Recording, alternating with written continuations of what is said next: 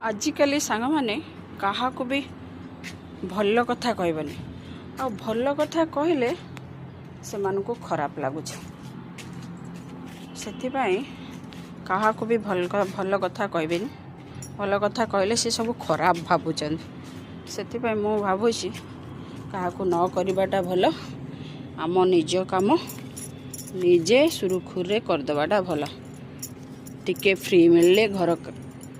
यही सब कम कर गछ फचर जहाँ मला फला अच्छी सफा करदेव आया कम कर सीना क्या आजिकल क्या कहले भल कथा कहबनी भल कथा कहले तो खराब लगुच ना कहीं आम कहवा कहा कहीं आमको से दीपद शुणे से हूँ कथा कौन कहवा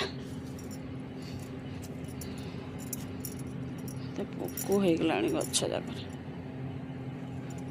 सफा करदेवा टे कर चाहा पत्ती पड़ी